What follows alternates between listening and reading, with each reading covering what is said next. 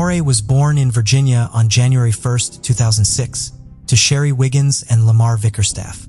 When Amore was born, Sherry was 20 years old. Lamar, who served in the Navy, was in his mid-30s at the time.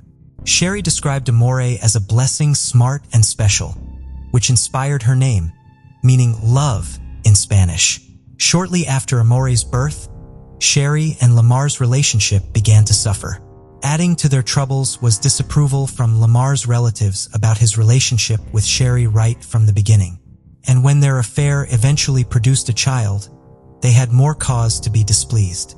They were simply disappointed that Lamar now had a child out of wedlock. With the growing tension, Sherry had no other choice but to take Amore and move out of the apartment she and Lamar shared. This was in 2006. She began to take care of her daughter on her own and got little to no help from Lamar with maintaining their daughter's well-being. Shortly after this, Lamar got married to another woman and moved on with his life. Sherry was hurt and decided to drag Lamar to court in order to at least get child support from him for Amore. But things didn't go as planned. Sherry had some legal troubles of her own, and this proved to be her undoing.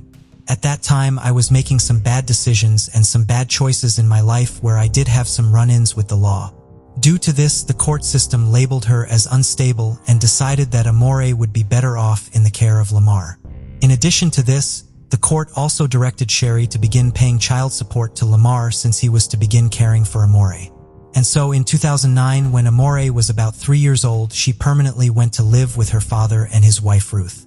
It did make sense for her to be somewhere more stable, Sherry said. Even though Amore had been taken away from her custody, she ensured that she played an active role in the little girl's life and would occasionally visit her at Lamar's residence. However, this soon came to an end. Lamar was transferred to Hawaii by the Navy and he had to move there with his family. Due to this, Amore was now even farther away from her mother.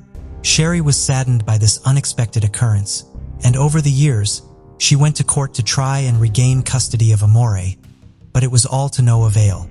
At some point, she was told she could no longer appeal the case, and this meant that Amore would continue to remain in the care of her father till she turned 18. I felt like they made me feel so bad about myself. I kept trying and the doors kept being closed. I felt like the best I could do was live out my financial obligation, which I never stopped. I felt like one day I could tell her, I never gave up on you, and all I could do was take care of you financially, and that is what I did. If I couldn't do anything, I could care for my daughter by supporting my child financially, Sherry said. Despite how everything turned out, Sherry kept hoping that one day she would see her child again, but sadly this would never happen. At around 10:47 a.m. on January 28, 2012, the Opelika Police Department received a call from a resident of a mobile home community located at 1775 Hurst Street in Opelika, Alabama. The call was about a discovery that was strange and disturbing. The skull of a human being had been found outdoors. Police officers quickly jumped into their vehicles and made their way to the scene. When they got there, they were met by the person who had placed the emergency call. The individual was a woman named Yvonne Johnson, and she wasted no time in explaining to the officers that her son had been the one who found the skull in their backyard. According to Yvonne, the skull had not been there a day before, and its sudden appearance had been startling. After she told them this, she led officers to the back of the MOA home to see for themselves, and true enough, lying on the ground in plain sight was a skull. It was quite small, and they could tell by just looking at it that it was a child's. In addition to this, officers also noticed that it had a few strands of hair on it. Its presence there was odd, and officers could not help but wonder where the rest of the body was. The area was quickly secured and detectives were notified. When they got to the scene, they immediately did a sweep of the mobile home community. The aim of this was to see if they could find any more skeletal remains, but nothing turned up. With the day getting dark, detectives were forced to give up their search for the day. It wasn't until 2 days after the shocking discovery that detectives were able to locate some human remains. These were found in the woods, several feet away from where the skull had been found. Detectives also found a pink long-sleeved shirt with ruffles and heart-shaped buttons alongside the remains. All of these were collected and then sent to the lab for forensic analysis. Finding out the identity of the child shot to the top of the list of priorities for the detectives. Forensic analysis and autopsies were performed on the remains at an FBI laboratory located in Quantico. There, it was discovered that it belonged to a black female, and she was speculated to have died between 2010 and 2011. Her age was estimated to be between 4 and 7 years old, and in addition to this, the medical examination also revealed something chilling. The deceased girl had previously suffered several broken bones that were already healing before she died. Her bones also indicated that she had been malnourished while alive. That was not all. A fracture was also noticed in her left eye socket, and this made detectives believe that she had been blind in the left eye. They speculated that this facial deformity would have been obvious to anyone while she was alive. In the end, her death was ruled a homicide, and detectives immediately began an investigation. They had no idea who she was, but they were determined to uncover her identity. Since they could not tell what name she had been given, they decided to call her Opalica Baby Jane Doe. Since that day, Baby Jane has been part of our OPD family, said Opalica Police Chief Shane Healy. One of the first things detectives tried to do was develop a DNA profile for the deceased girl, but the conditions of the remains made this impossible. When this failed, detectives began to review thousands of school and birth records, but their efforts yielded no result. There was no record of any missing child around the age of the deceased girl, and no one came forward for a long time to provide any useful information about her. Things would remain silent until 2016. That year, a forensic artist from the National Center for Missing and Exploited Children was able to come up with sketches of what Baby Jane might have looked like before her death. The sketches showed her dressed in a pink shirt with heart-shaped buttons. This was similar to the clothing that was found near her remains. These sketches were then released to the public with the hopes that someone would recognize her.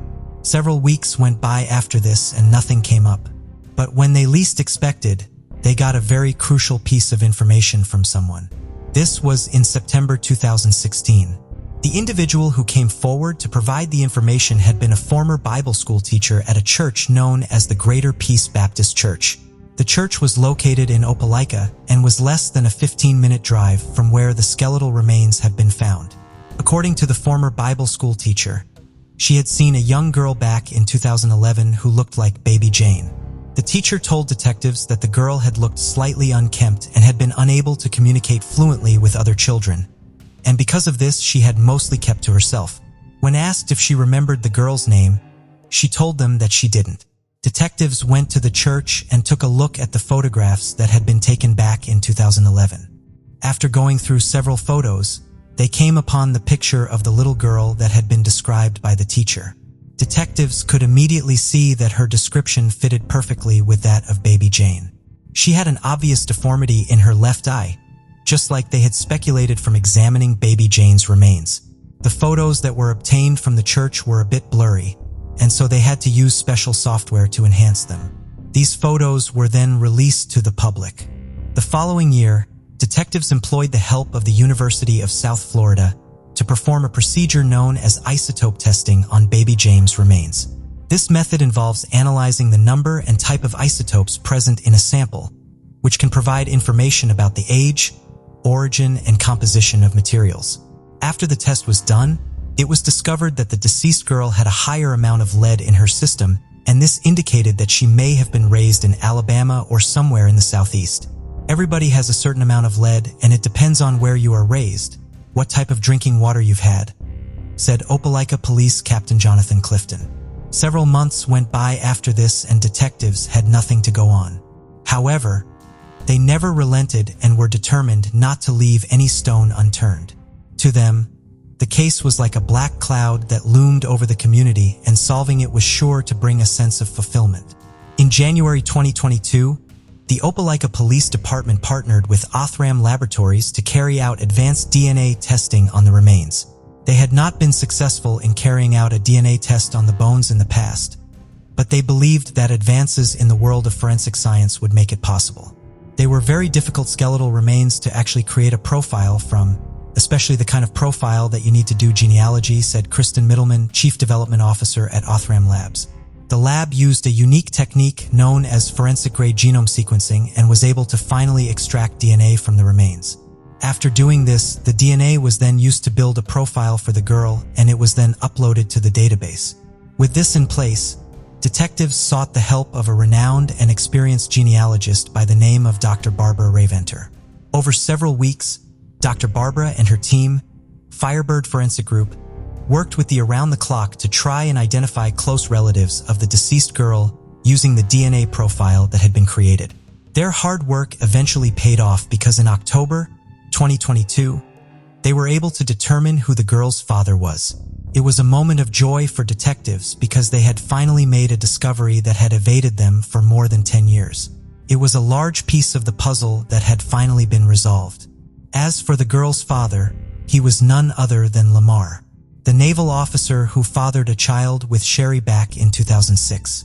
Detectives would not know until later that baby Jane was actually Amore, Lamar, and Sherry's child.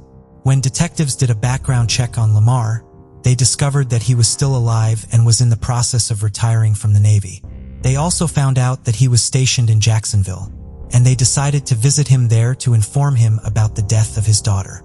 In December 2022, detectives traveled to Naval Station Mayport in Jacksonville. They hoped that Lamar would provide them with details about his daughter. However, this ended up not being the case. After they met Lamar, he was strangely unwilling to talk about the little girl and avoided every question thrown at him. This immediately raised suspicion in the minds of detectives, but there was nothing they could do at that point. The meeting with Lamar did not go as expected, but this did little to discourage detectives. Instead, they intensified their investigation and also discovered that Lamar had a wife, Ruth. They eventually met with her, but just like her husband, she provided no helpful information. However, she told detectives that she had no idea who Lamar's daughter was, or who the mother could have been. Detectives knew from that moment that they had to find out who the little girl's biological mother was. Dr. Barbara and her team got to work once again, and soon they were able to determine that the woman they were looking for was Sherry. It was also discovered that she was living in Maryland. Detectives traveled down there, and during the course of the meeting they had with Sherry, they got to find out a lot. She told them that she gave birth to a girl back in 2006 and she had named her Amore. However, she expressed shock upon hearing that Amore had been dead for more than a decade. She explained to detectives that she had lost custody of the child to the father Lamar, and when Lamar moved to Hawaii, she no longer had any contact with her daughter. When she had reached out to Lamar, his response had been cold and he had warned her not to call again. During the course of all this, I would still reach out. I would reach out via email over the years and they would block my email accounts, Sherry said. I called Lamar's number that I knew to be his and he told me that if I called again, he would block me from his phone, she added.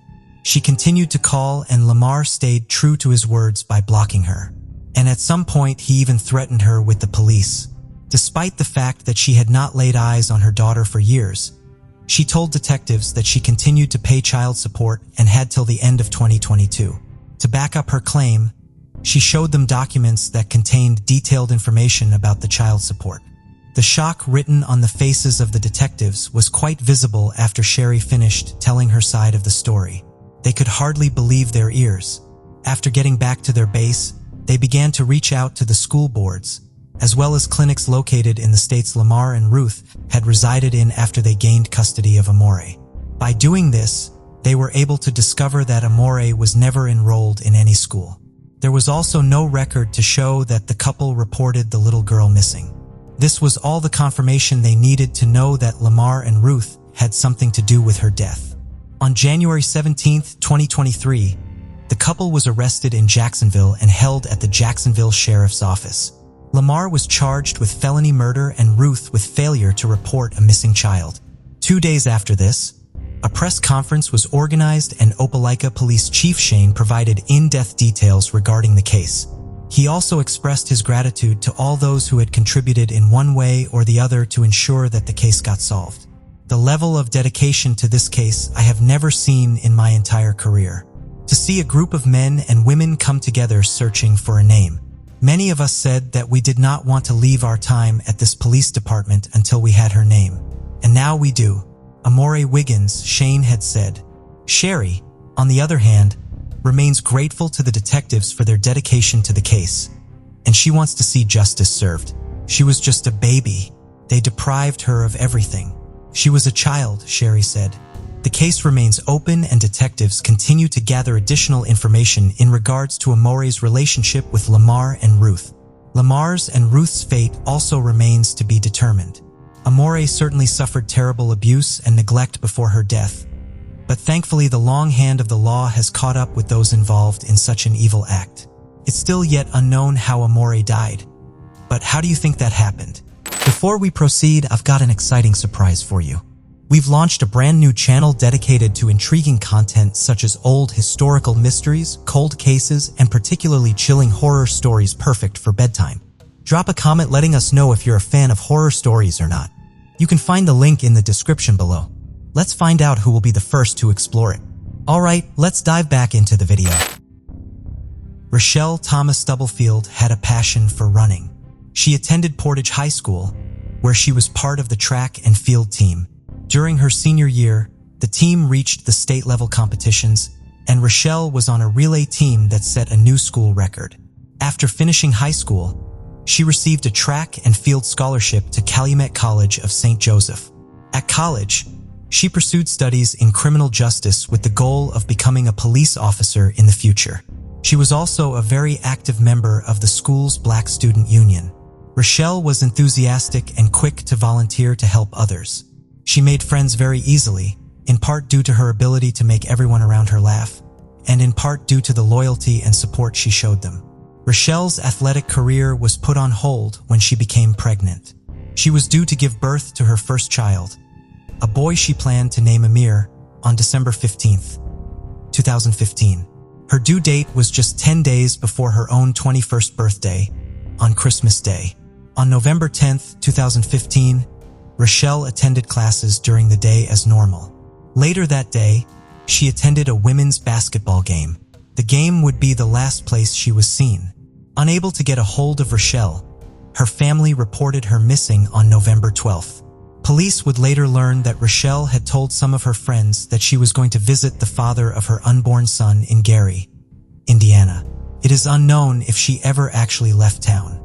However, the case has been assigned to the police department in Gary. There has been no activity on Richelle's cell phone or her bank account since she went missing. Police searched several locations, collected some of Richelle's personal items, and identified a person of interest in the case. According to police, the person of interest knew Richelle and did not wish to cooperate with the investigation. Authorities have not publicly disclosed details about their searches or the person of interest in order to protect their investigation. They believe that foul play is involved in Richelle's disappearance. Police provided most of this information at a press conference on December 18, 2015, 3 days after Richelle's due date.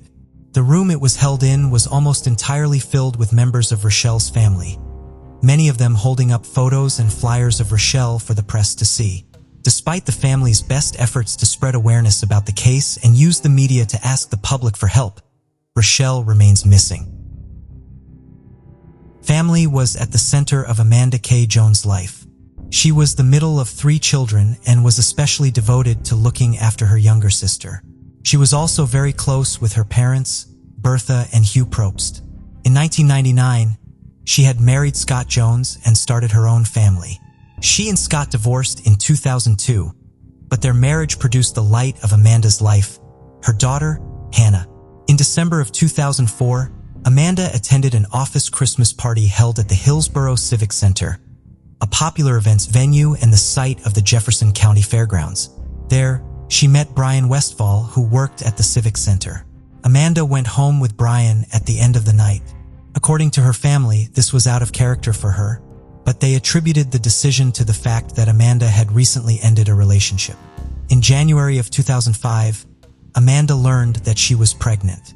After confirming with her doctor how far along she was, Amanda realized that the father of her child had to have been Brian Westfall and not her former boyfriend.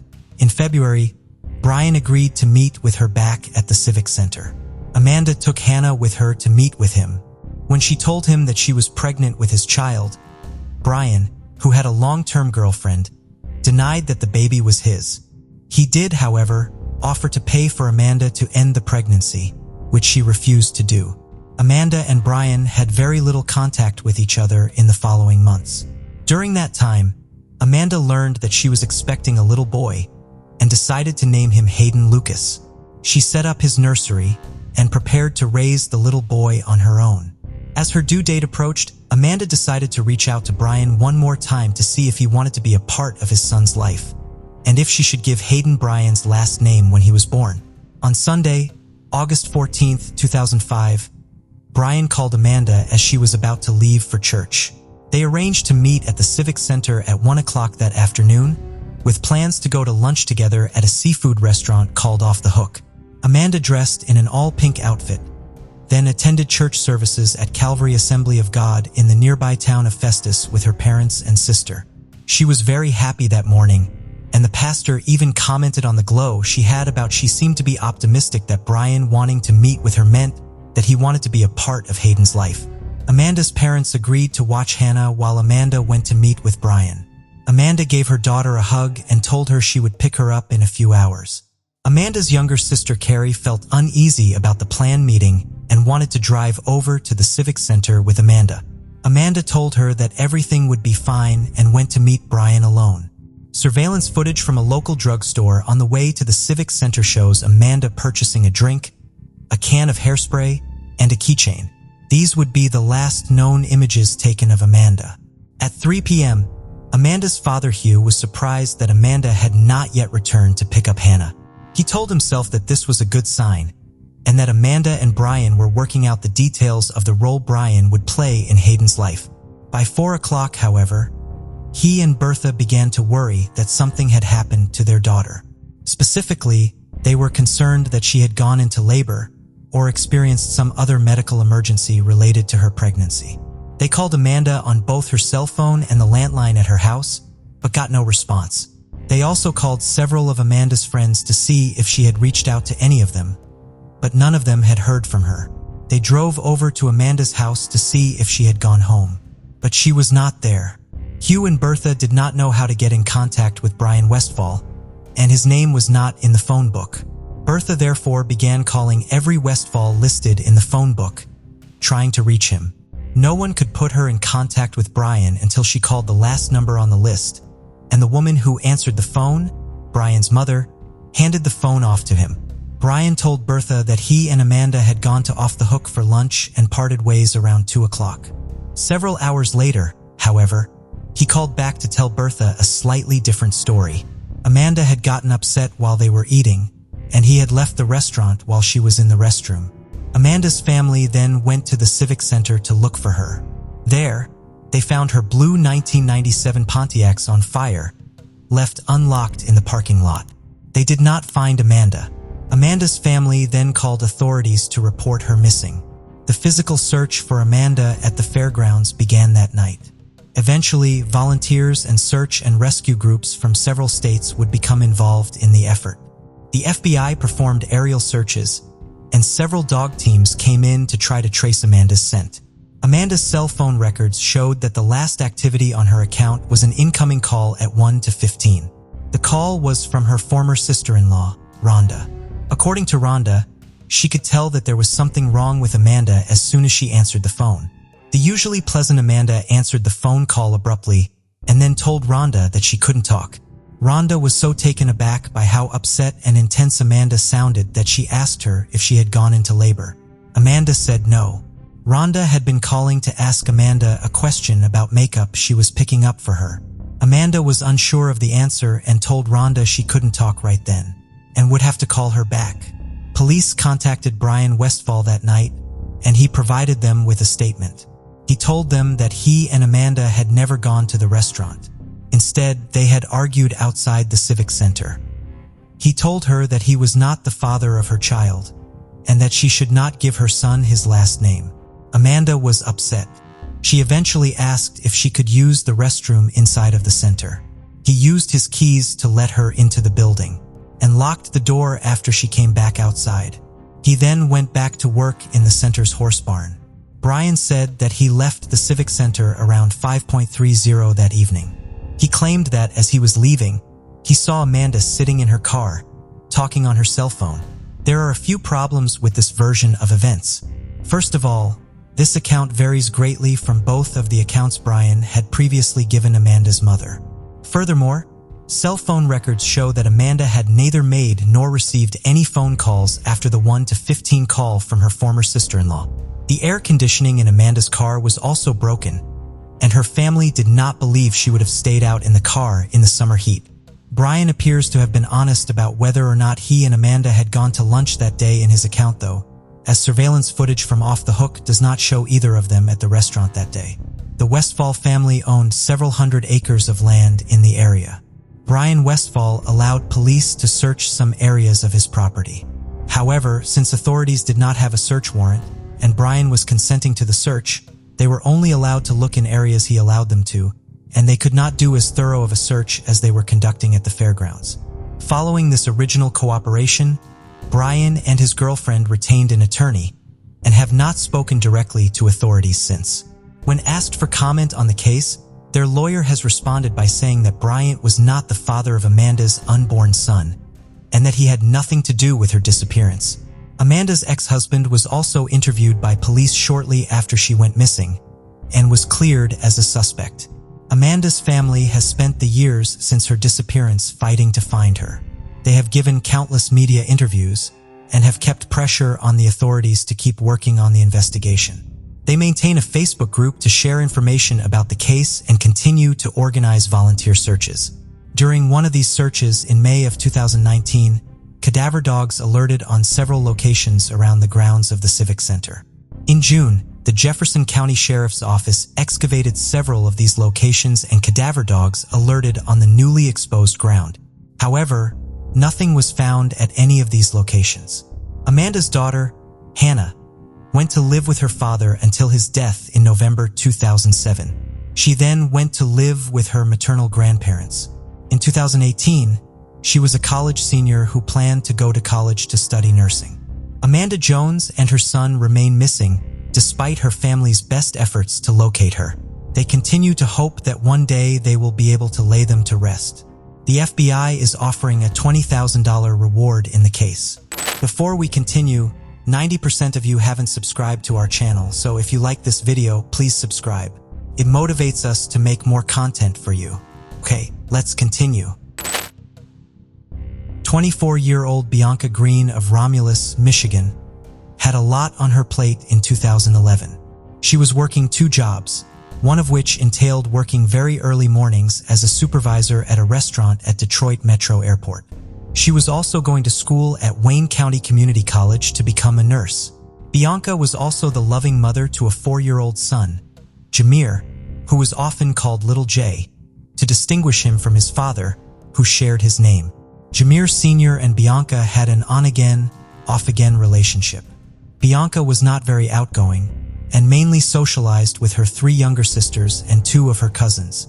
Jameer had been her first boyfriend, and while he and Bianca had periods of time where they did not get along, her family believes that she did love him. Bianca was last seen on March 25, 2011. At that time, she was between 6 and 8 weeks pregnant. The last person to see Bianca was her mother, Lisa. Bianca came to visit Lisa at her place of employment in the 4100 block of Harriet Street in Inkster, Michigan. At that time, Bianca was wearing her work uniform, consisting of a black shirt and black pants. She has not been seen since. Her cell phone and purse went missing with her, but everything else in her apartment was left untouched, and her vehicle was also left behind. At the time of his mother's disappearance, Little J was with his father. Lisa did have contact with her daughter after last seeing her, however. That night, and 2 days later, she received text messages from Bianca. She believes that the messages were truly from her daughter. In the messages, Bianca talked about being overwhelmed by her numerous and growing responsibilities.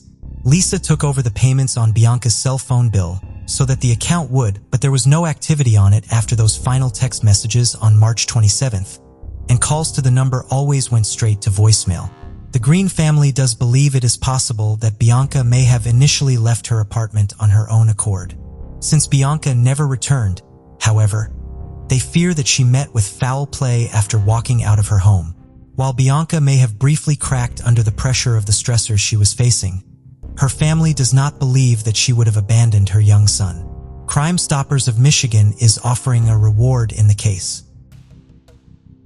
In the early hours of November 19, 1997, a Lenoi County farmer went down to inspect his cornfield as he made preparations to cut the stalks down for the harvest.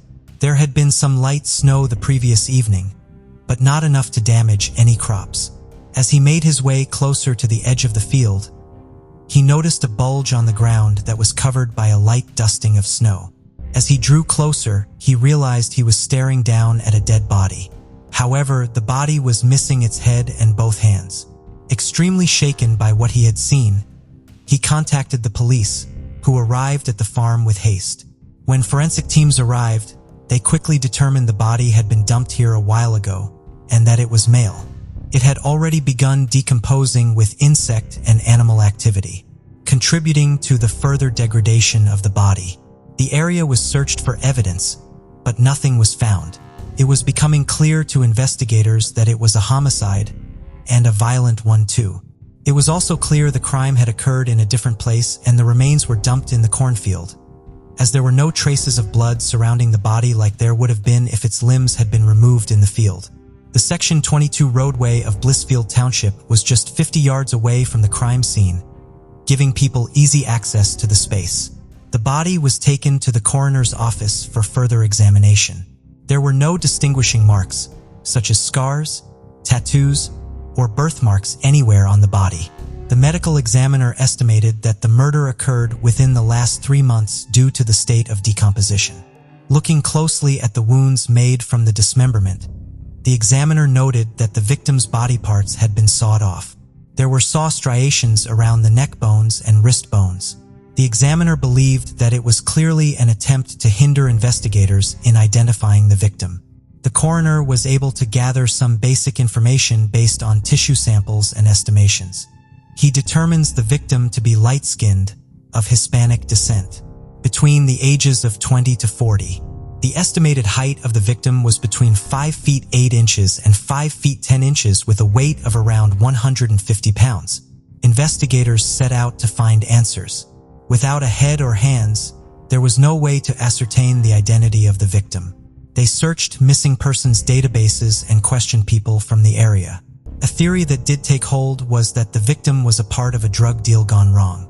A few locals alleged that a drug deal had recently occurred nearby in Toledo, Ohio. Investigators followed up on that lead, but it led nowhere. Another tip was received from an anonymous source early during the investigation in 1997. The caller told investigators that the body may have belonged to a man known only as Roberto. Roberto was described as a Hispanic male between the ages of 20 to 50 with dark hair and a mustache. According to the source, Roberto was from Texas. He was also married and a father. Roberto was allegedly on a trip to Chicago when he disappeared. They were also told that Roberto had a house somewhere between McAllen and Weslaco in Texas, where he raised chickens. Using this information, investigators entered these details into the National Missing and Unidentified Person Systems known as NAMOS. A composite sketch was developed and circulated to local news outlets, but sadly, this lead ended up going nowhere in the end. The pressure of solving the case started to grow on investigators, but unable to locate the head and hands, they were left chasing shadows. Over the years, they looked into the case trying to find new leads, but nothing seemed to ever actually go anywhere. Eventually, the body was given the placeholder name of Lenoi County John Doe and buried in a pauper cemetery in 1997. 2 years later, in September 1999, a DNA profile of the victim was developed, but it did not lead investigators anywhere at the time. It too was uploaded to the NAMOS database, but there was still no positive identification. For a time, the investigation went cold again, as no one came forward with any new information. In 2016, the case became active once again. Police were investigating drug-related crimes in the area and believed there to be suspected links to the John Doe case. However, nothing panned out at the time. Then, with the onset of the COVID-19 pandemic, the John Doe case was put on the back burner for a while. But the development of a new cold case unit in 2022 brought the Lenoi County John Doe case back into the spotlight. The unit was made up of state police detectives, as well as criminal justice students and faculty members from Michigan State University. There finally was a breakthrough in the case. A man found mutilated in a field. For years, there were no answers. And this past week, police made an arrest in the case. 25 years after the murder in 2023, Michigan authorities announced that 2 Ohio men were arrested in connection with the 1997 John Doe case. An arrest warrant was issued on January 17, 2023 for brothers Ricardo Sepulveda, aged 51 from Cincinnati, and Michael Sepulveda, aged 49 from Toledo. The 2 men were arrested on the same day the arrest warrant was issued by U.S. Marshals, who had been assisting with the investigation. Michigan Attorney General Dana Nessel thanked the teams for their persistence in following up the leads on the case and making the arrests. Michigan State Police worked with multiple local and federal law enforcement agencies and prosecutors to gather evidence and establish a timeline of events. I am grateful for their persistence in pursuing this case. All crime victims deserve justice, regardless of how long it takes to receive it, said Nessel in a news release. No information has yet been released on how investigators narrowed down the search to both Sepulveda brothers, but it is alleged a possible drug-dead incident may have been the contributing factor. Both Ricardo Sepulveda and his brother Michael have been on police radar since early on in the investigation, said Sergeant Larry Rothman, who headed the cold case unit. These guys have been on our radar, so to speak, since early on, based on the dealings that they've had in the Toledo area with narcotics and drugs. That's how they are probably connected to our victim, through the drug trade, said Rothman. One of the leads, said Rothman, had come from a woman in the Upper Peninsula who recalled a slaying that had followed a similar pattern. Both men were extradited to Lenoi County, with Michael waiving his right to extradition, while Ricardo underwent a hearing with the Michigan Attorney General. If convicted, they will face several charges that carry life sentences, including first-degree murder and conspiracy to commit first-degree murder. The other charges include assault with intent to maim, tampering with evidence, and conspiracy to commit tampering with evidence, which all carry a maximum penalty of 10 years in prison each. Although the 2 suspects are in custody, the investigation remains ongoing. Rothman said it was still early in the investigation, but the arrest could be the key to the case. It's still early in the investigation, so there's not a whole lot I can say. But we feel these 2 guys knew the victim. They were acquaintances at one point. The John Doe still remains unidentified, but investigators are working with crime labs and genealogy databases to find answers. The DNA profile from 1999 has been uploaded to several genealogy websites, with investigators hoping for a positive result. Rothman called genetic genealogy testing a breakthrough in solving crimes. The potential to be able to solve decades-old cases that we didn't have before with genealogy and technology is kind of a breakthrough thing, he said. Sergeant Rothman said there were still a few things out there they were trying to piece together, and there is the possibility that more people could be charged in connection with the murder. We're hoping other people come forward. There's no doubt that other people from the time period know some things, he said. Someone's potentially missing a dad. Someone's potentially missing a husband. There's somebody out there, and we believe this person might be from Texas, and someone's missing their loved one, and they have no clue where they went. They just know they left in 1997 and never returned, said Rothman. With the advancements in technology and the use of genetic genealogy in solving cases that would have otherwise been forgotten, answers to long-lost mysteries are now being found. In highlighting these cases, we hope that we can aid investigations by bringing awareness to a wider audience. Information regarding who to contact in this case will be left in the description box. If you or anyone you know has been missing a loved one, please contact us. Please use the platforms available to contact your local authorities with any information that can help solve a case. Betty was born in 1928 in the small village of Port Williams, Ohio. Life there was uncomplicated, and Betty grew up among people who truly cared for her. After finishing high school, she took on different jobs to get by, working in places like a canning factory, laundry, and a nursing home. At one point, she met Charles, a military man stationed at an Air Force base near Port Williams. They began a romantic relationship, and after dating for some time, Charles proposed to Betty. She could hardly hide her joy at the proposal and did not hesitate to say yes. After the wedding, the two moved to Appleton, Wisconsin, where they settled down and began their life together. In their new environment, the couple took up different jobs. Betty worked in the laundry department of the Country Air, a restaurant that was only 15 minutes walk from her home. Charles, on the other hand, worked as a security guard in Oshkosh, a city about 30 minutes drive from Appleton. Charles and Betty continued to live a very peaceful life, and in no time, their union was blessed with 5 children. Betty was a wonderful mother to her children, and she ensured that the bond that existed between members of her family remained strong. She was a beautiful lady, good cook, great artist. She was a mom, Betty's daughter, Sheila Worms said of her. She was a beautiful soul and the sweetest person you could ever imagine. She had a heart of gold, Betty's granddaughter, Sue Schrenk said. Among other things, Betty also loved family gatherings and holiday get-togethers. And during these occasions, members of her family looked forward to the delicious rolls, pies, bread, and other treats she often made. Christmas time was her favorite, Sheila said. There was never a bad time with my mom. Betty was also a familiar face around the neighborhood, and most people who knew her couldn't help but love her warm personality. She was well known around the neighborhood. Even when she went shopping, everyone knew her. She walked everywhere, said Mary von Heuchlin, Betty's niece. At the age of 60, Betty was a fulfilled mother and grandmother. At this stage of her life, she was a mother. She spent more time taking walks around the neighborhood, as well as sitting outside to enjoy the peace of her surroundings.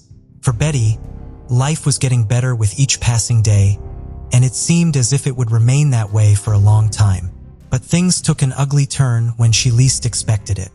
November 1988 brought with it heavy snowfall, and the residents of Appleton began to prepare for a long winter.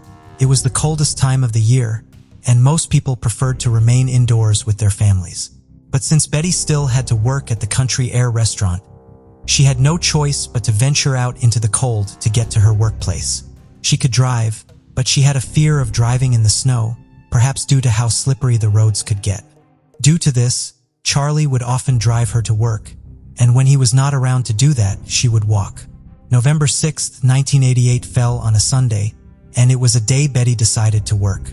She woke up refreshed and had no idea of the terrible thing that was to come later in the day.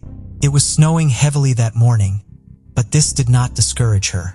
She planned on leaving home before 6 a.m. She'd informed Charlie of her plans, and he had told her that he would not be driving her to work since he was not leaving for work until much later in the day. And the only other option that was left was to trek to work, but she wasn't bothered by this since it was only 10 blocks away. After she freshened up, she wore a thick coat, grabbed a black purse, and made for the front door. When she opened it, she immediately felt the full blast of the cold wind and wet snow on her face, but her coat did a good job of keeping her warm. She then stepped outside, slammed the door shut, and headed in the direction of her workplace. That was the last time anyone would see her alive.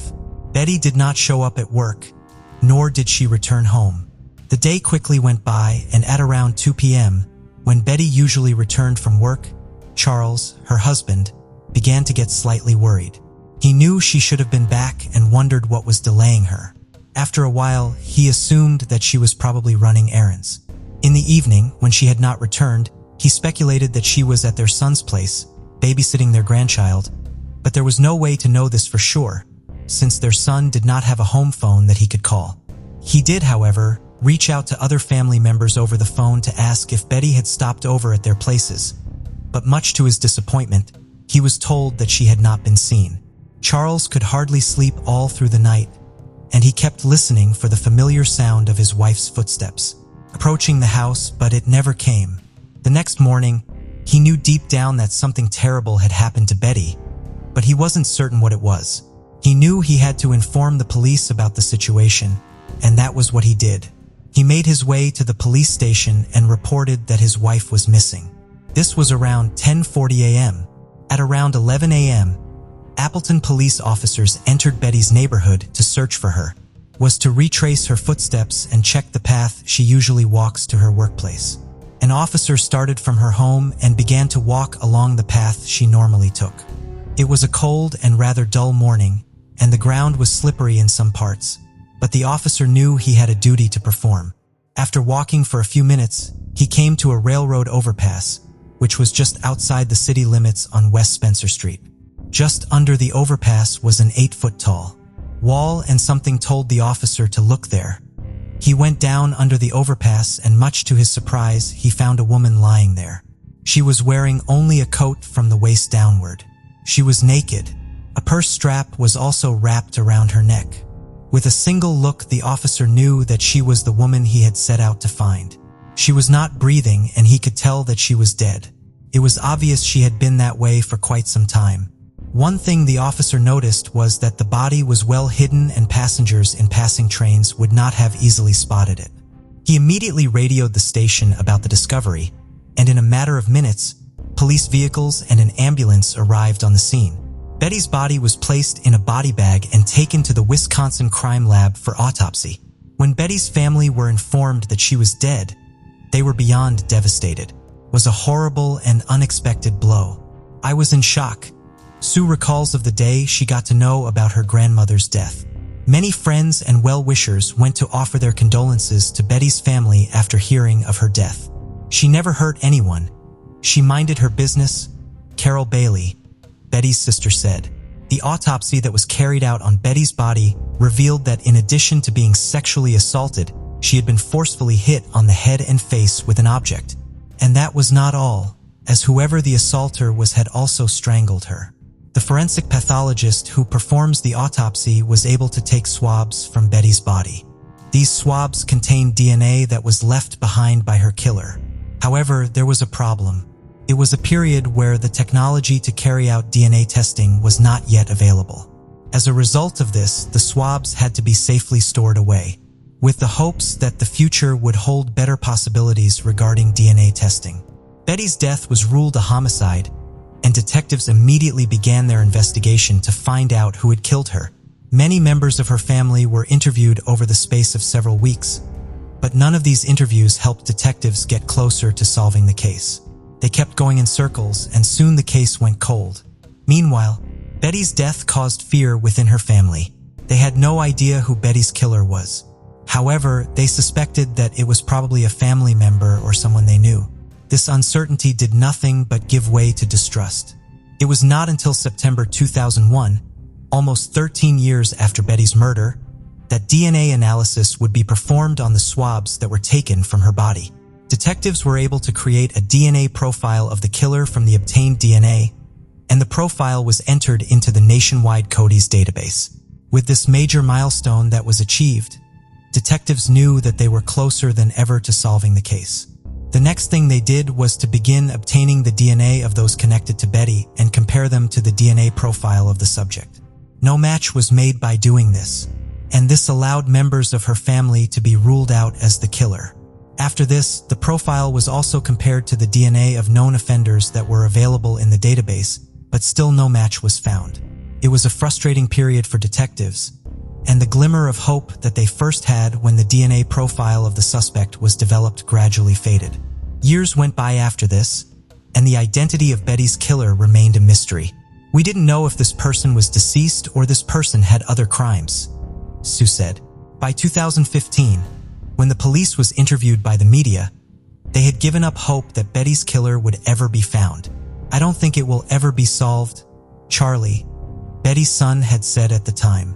Despite the fact that they had accepted that the killer might go unpunished for the crime, they continued to feel anger and anguish caused by Betty's murder. "Why would anyone take her life? The killer has no morals and no conscience," he added. Around the same time, detectives working on the case were also interviewed, and they made it known that although the case was open, it was not actively being worked upon. "Anytime we get some information, we try to follow it up." Lieutenant Terry Hammond of the Outagamie County Sheriff's Department said, "The time gets greater and greater between tips. After this, things once again." In 2019, detectives decided to use a whole new approach to find the subject. The tool that was employed was called familiar DNA search. Familiar DNA search allows the DNA profile of an unidentified person to be searched against the database. The process identifies a list of potential candidates who are closely related to the unknown DNA. After detectives carried out the familial DNA search, they were able to zero in on two men. One of them was called Gene Myers, while the other was only identified by his initials, which were CM. As it turns out, the two men were blood brothers, and detectives took it upon themselves to track down the both of them. The first person they made contact with was CM. They wasted no time in explaining to him the reason why he was being investigated, and after hearing it, CM decided to fully cooperate. He was asked to provide a saliva sample, and this was sent to the Wisconsin Crime Lab for analysis. When the result came out, it showed that CM was not the man they were looking for. Since CM was no longer a suspect, the attention was now focused on his brother, Gene. Asked him questions about Gene. According to what CM told them, he had not seen Gene for a long time, and because of this, he believed that his brother was dead.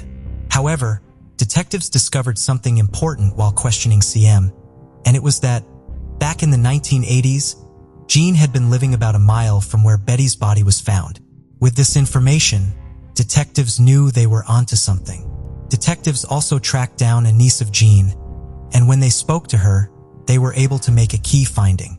Gene's niece told them that back in 1988, around the time of Betty's death, Gene had called her mother, who was Gene's sister, to bid her farewell because he was moving out of Wisconsin. After the phone call ended, she noticed that her mother was agitated, and for this reason, she asked what had happened. But her mother responded by saying that she had a secret and it was going to the grave with her. All her effort to try and get her mother to reveal the secret did not succeed. After this revelation, detectives thanked Gene's niece for her time and decided that it was time to look for Gene himself.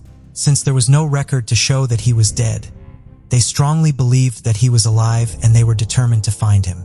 After several weeks, they eventually found him, living a peaceful and quiet life in the state of Washington.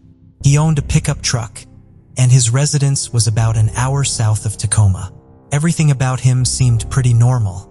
For some reason, detectives did not approach him, but instead chose to monitor him from a distance. The FBI took up the task of conducting surveillance on him. On November 21, 2022, FBI agents managed to get his DNA. An agent had walked over to his vehicle where it was packed and had taken swabs from the door handle of his truck.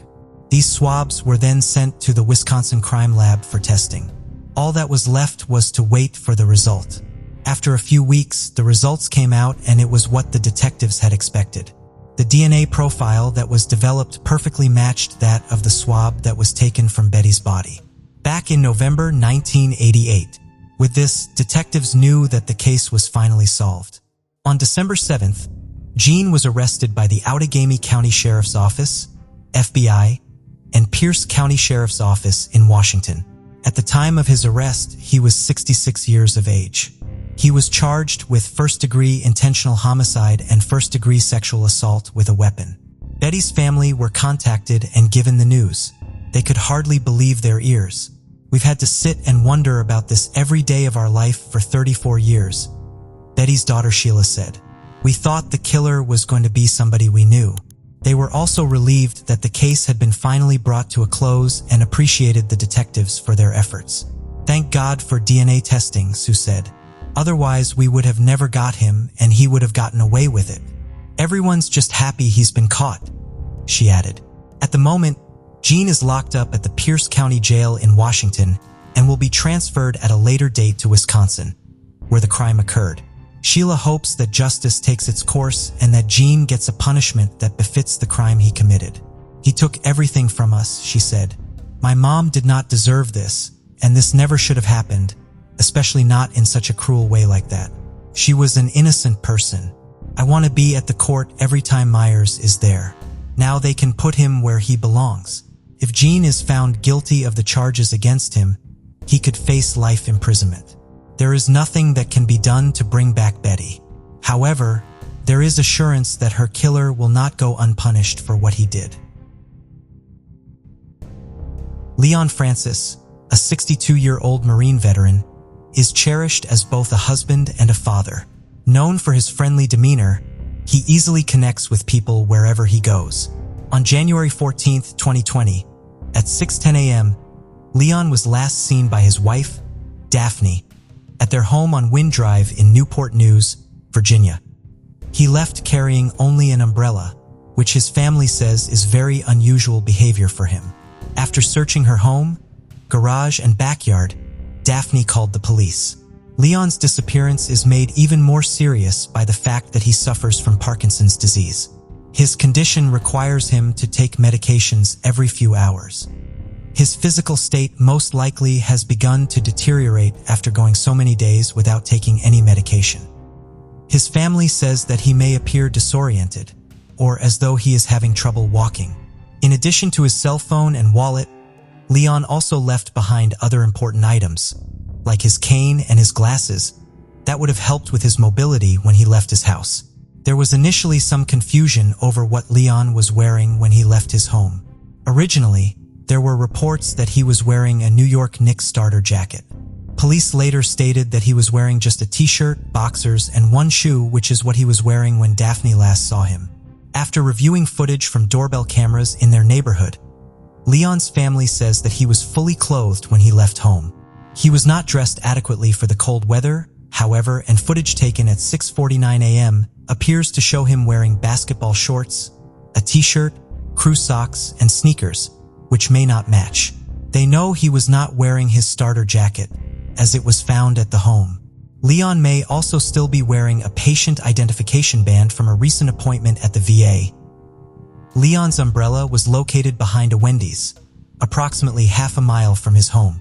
The rain that was falling at the time of his disappearance has complicated efforts to use dogs to track his scent. It is also possible that the dogs lost his scent because he was picked up by someone.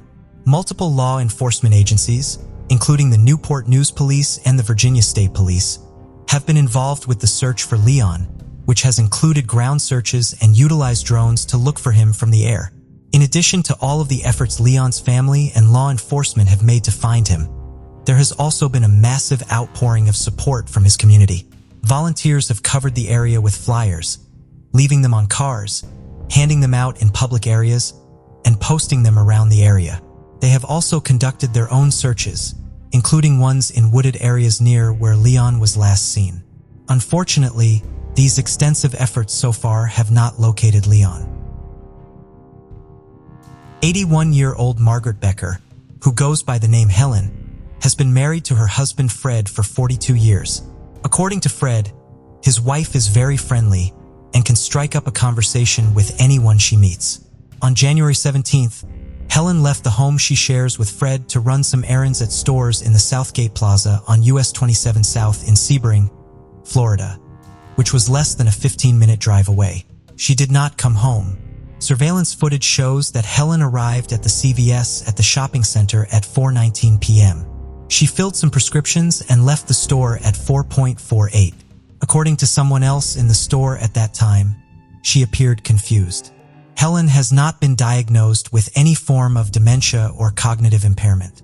Helen is next seen on surveillance footage at 6:05 p.m. when she entered the Publix in Southgate Plaza. She purchased some bananas and left the store at 6:17. She appears unsteady in some of this footage, according to authorities. It is unknown where Helen went after leaving Publix, and it is also unknown where she was during the 77 minutes between when she left CVS and when she entered Publix.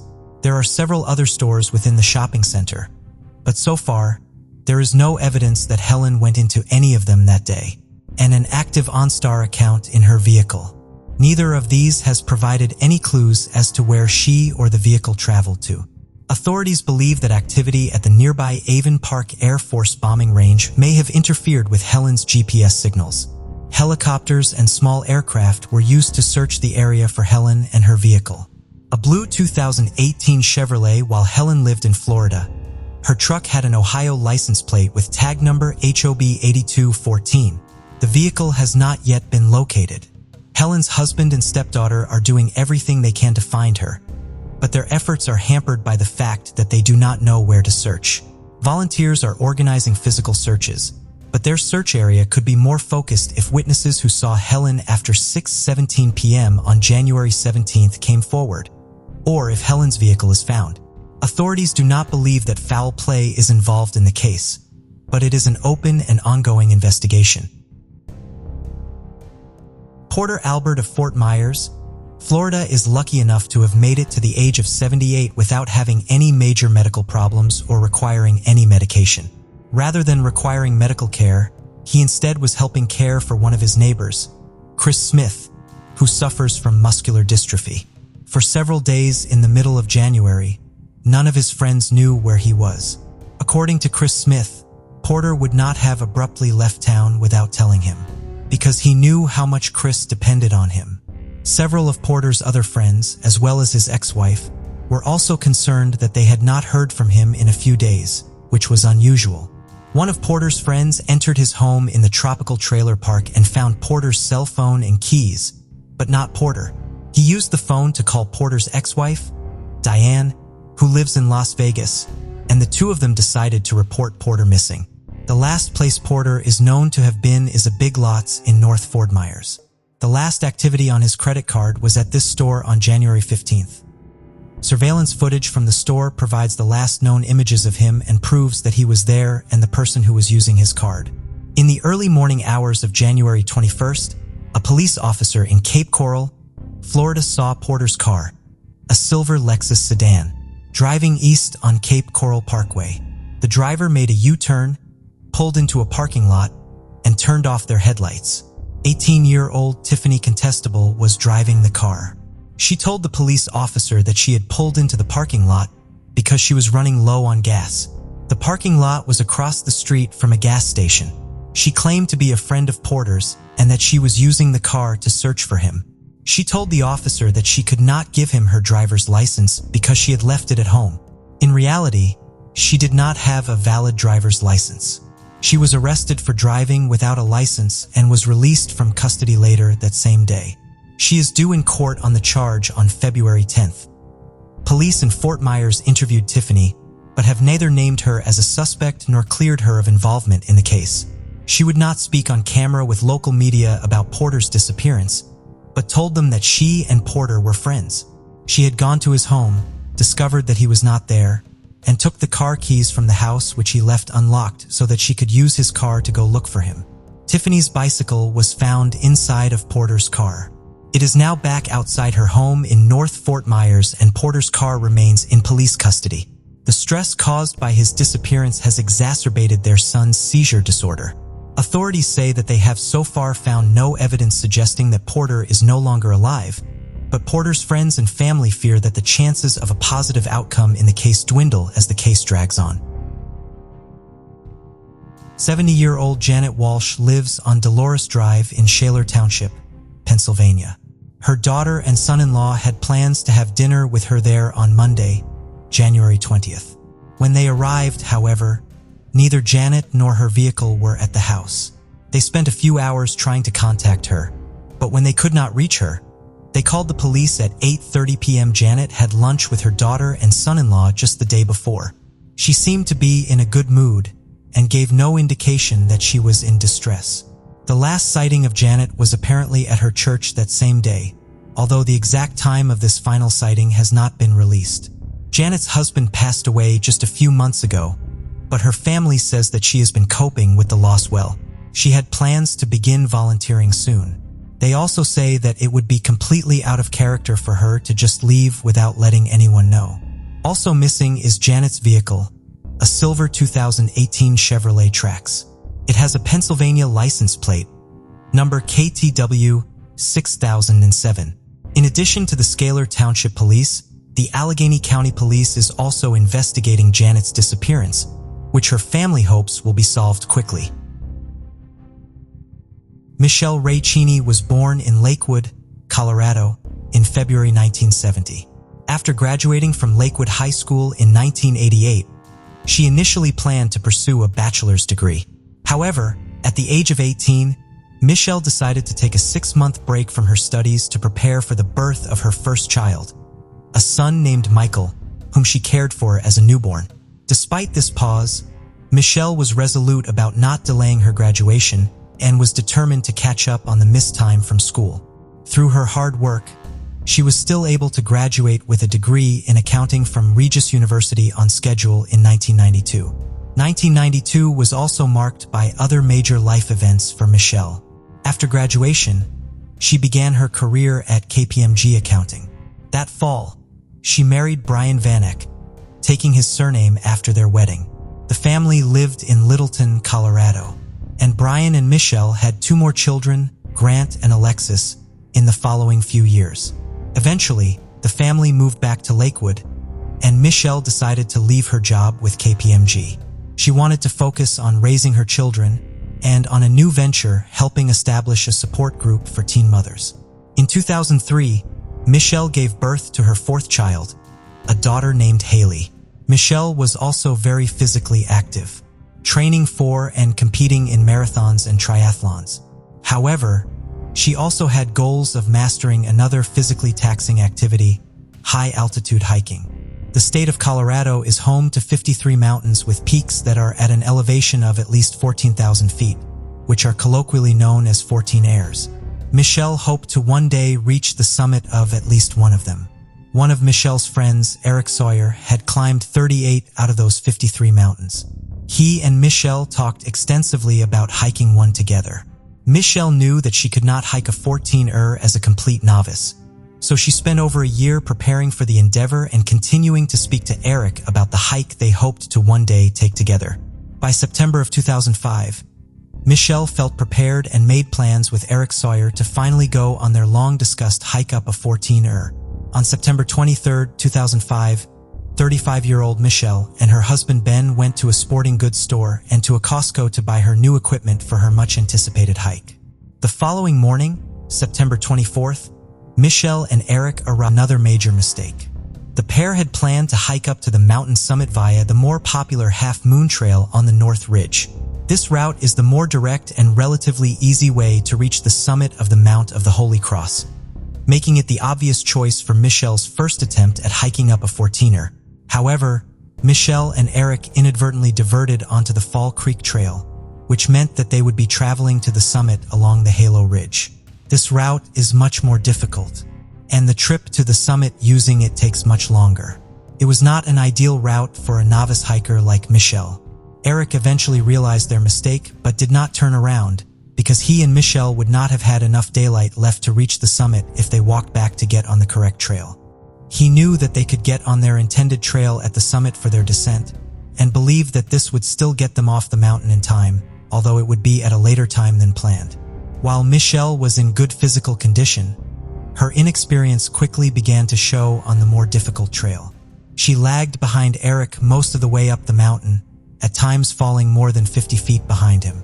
Michelle and Eric had anticipated reaching the mountain summit and beginning the hike back down by noon that day, and had packed their supplies accordingly. By 1:30 p.m., they were both out of water, a result of both their longer hike, and being without a water purifier. When the ridge line flattened out some 400 yards away from the summit of the mountain, Michelle told Eric that she could not continue. Eric offered to begin the hike back down with her, but Michelle told him that she would wait while he finished climbing to the summit. Eric told her to either wait there or begin to make her way towards the East Cross Creek Trail, where they could meet to begin their trip down the mountain. Eric reached the summit of the Mount of the Holy Cross at 1:42 p.m.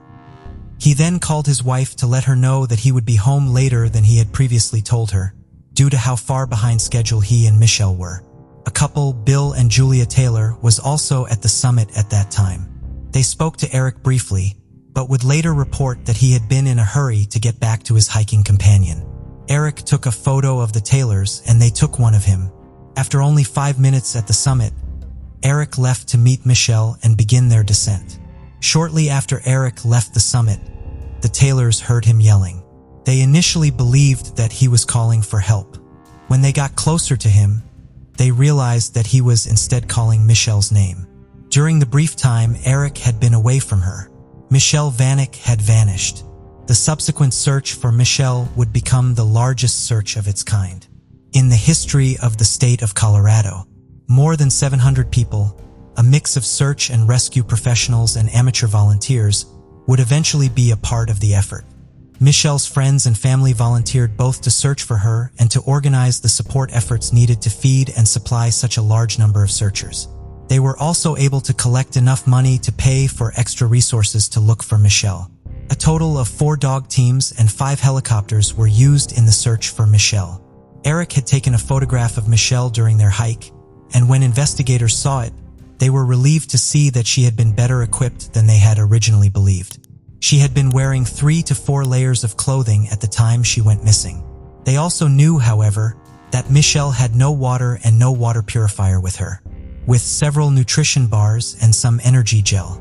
Another woman had survived for 9 days in a nearby wilderness area in 1997. So even as the search dragged on for days, there was still hope that Michelle could be found alive. However, overnight temperatures dropped into the 20s, and even dressed in layers, Michelle was ill-equipped for such temperatures.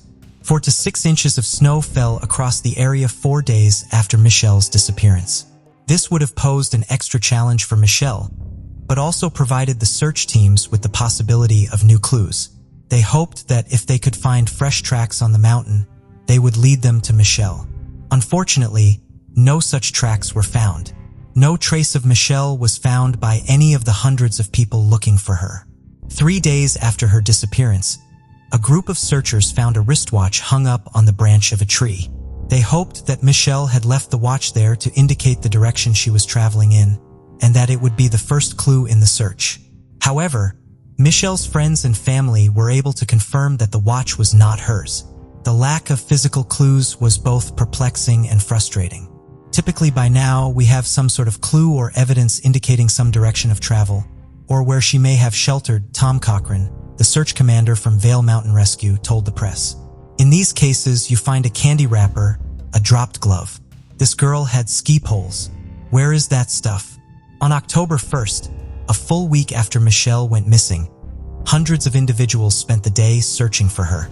At the end of the day, still with no clues, Michelle's family agreed to the Eagle County Sheriff's Office and the Vail Mountain Rescue Group's plan to end the search for her. We are positive that Michelle's spirit remains in our hearts and in the Vail Valley. She now walks with God, they said in a news release. We are overwhelmed by the numbers of volunteers, their compassion and commitment. It renews our faith in humanity. The most obvious and most likely scenarios that could have caused Michelle to go missing are, of course, her getting lost or having some sort of accident while her hiking partner made his brief trip up to the summit of the Mount of the Holy Cross. Given how thorough and extensive the search for Michelle was, the fact that she, along with every one of the items she had with her on her hike, remains missing is of course frustrating to her friends, family, and those who helped try to find her.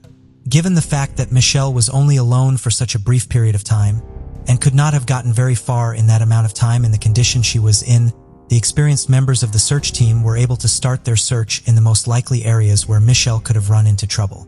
When she was not located in any of them, or during the expanded searches, the possibility that an unknown factor played a part in her disappearance was considered. There were a few things found during the course of the week-long search that could be viewed as troubling. While none of these items or details have ever been conclusively tied to Michelle's disappearance, they do potentially add to the mystery of it. For days after Michelle went missing, a group of searchers found a duffel bag with a shotgun inside of it off of the Cross Creek Trail. A few hours later, one of the dog teams searching for Michelle discovered several drops of blood in the snow south of the summit of the mountain. It was never determined if the blood came from a human or an animal. There was also an evasive man present on the Mount of the Holy Cross during the search for Michelle, whose behavior could be viewed as suspicious. Members of the search team first encountered him on the first day of the search. He was coming down the trail when they came across him, and they tried to ask him if he had seen Michelle. He refused to acknowledge them or answer their questions, and then hid from them behind a tree before finally sprinting away down the trail. Another group of searchers would later find a tent nearby.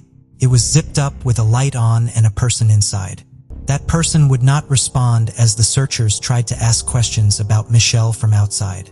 Investigators from the sheriff's office believe they encountered the same man from the trail the following day. They had slightly more luck than the search teams, as they did get him to speak to them eventually. He refused to show them his identification, but gave a name after being questioned further. It is unknown if it was his real name.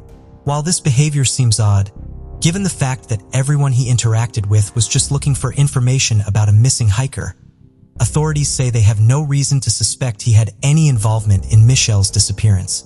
The shotgun, the blood, and the elusive man could all be unrelated to the case and have perfectly innocuous explanations. Since there are no answers in Michelle's case, however, there is no way of knowing if these mysterious clues have any relevance to it or not. As the last person to see Michelle before she went missing, Eric Sawyer was interviewed by the authorities during the month-long criminal investigation into her disappearance. He answered questions about their movements that day and addressed concerns about the amount of equipment they had taken with them on the hike, but requested a lawyer when asked if he had anything to do with Michelle's disappearance. Investigators have not tried to interview him again, as they say they have no reason to doubt his account or any evidence suggesting that he had any involvement in Michelle going missing. Michelle's husband Ben, in his own interview with authorities, maintained that Eric would not have intentionally done anything to harm Michelle. He was also positive that Michelle and Eric were not having an affair. He did disagree with Eric and Michelle choosing to split up during their hike, describing Eric going up to the summit alone and leaving Michelle behind as an awful decision. This choice was also severely criticized by other experienced hikers. Michelle was the sister-in-law of a firefighter with the South Metro Fire Rescue Authority.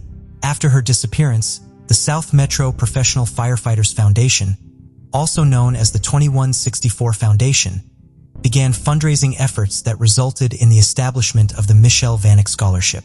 Michelle, who knew how difficult it was to finish school as a young single mother, spent much of her adult life trying to support other young women in getting their education while they were also raising their children. The scholarship, created in her name, is awarded to young single mothers in hopes that they will succeed in completing their education as Michelle did. Nova was born in 1957 in Jamaica. She had a younger sister named Valerie. Nova had a joyful and carefree childhood, and she was loved by everyone in her neighborhood. Nova was always happy and smiling, recalled Nova's best friend, Lorna Edmond. When Nova was 10 years old, her mother, Lorna Walsh, made a difficult decision to move to the United Kingdom in search of better opportunities. It was a tough choice because it meant leaving behind their familiar home and loved ones in Jamaica. However, the desire to give her girls the best in life helped her to remain resolved to leave the country. Not long after making the decision, Lorna and her daughters traveled to the UK and began their lives afresh. Life in the United Kingdom was very different from what they were used to, but as time went on, the family adjusted and settled well into their new environment. When Nova was around the age of 16, she met and fell in love with Osmond Bell, a young boy who was also the same age as her. In no time, they both started a romantic relationship. Perhaps Nova was simply blinded by love, or perhaps she only wanted her independence. But a few months down the line, she made known her intention to leave home.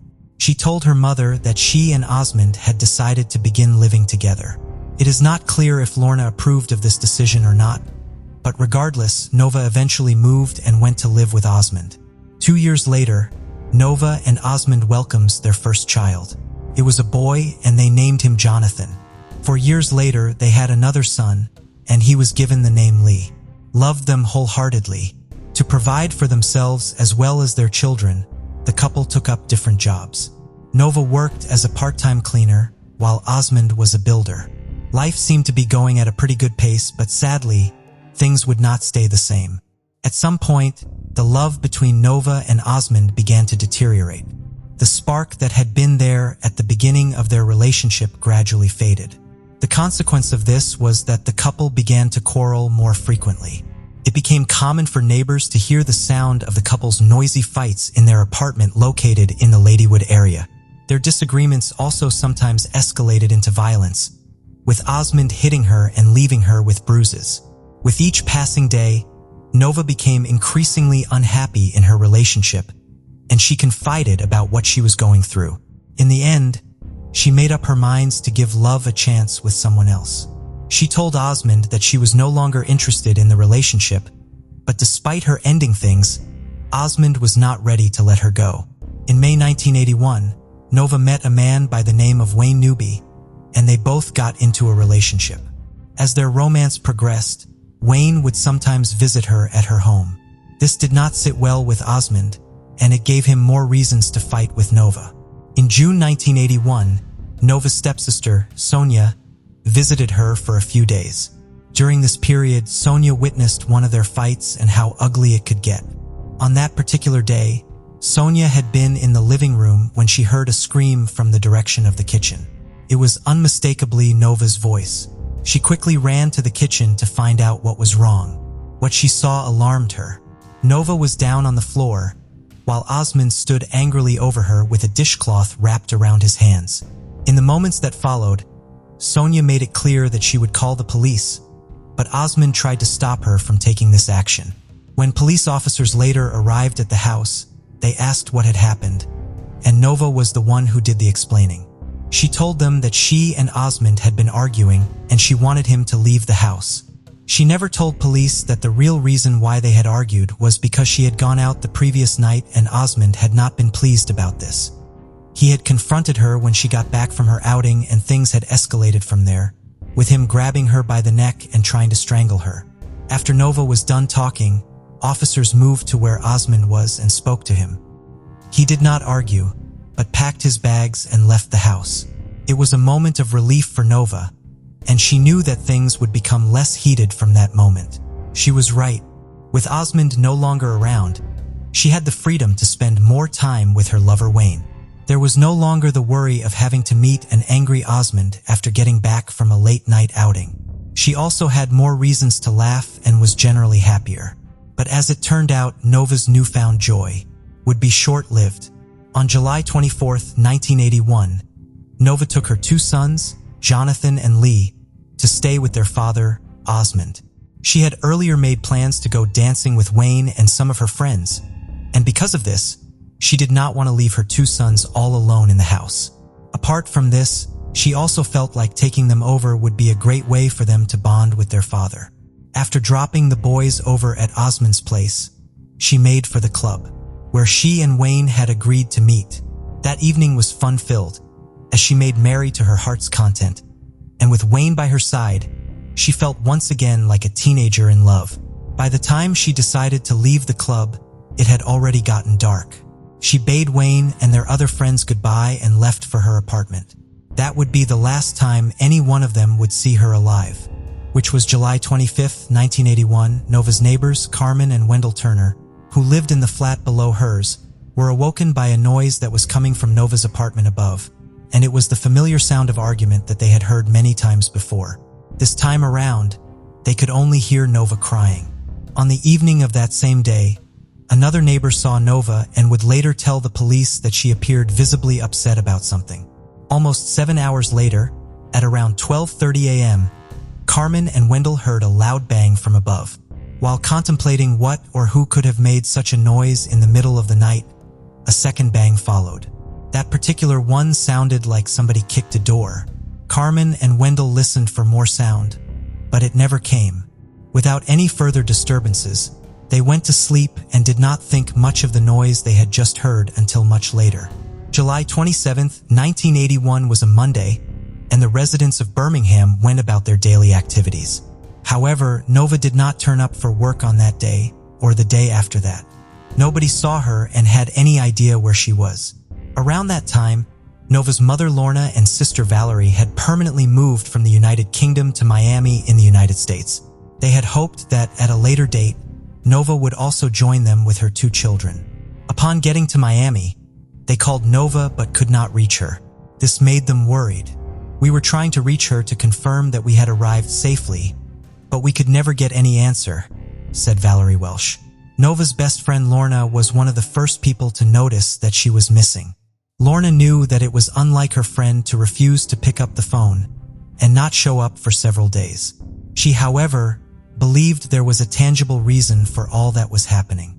After thinking things through, she made up her mind to pay Nova a visit to see what was wrong.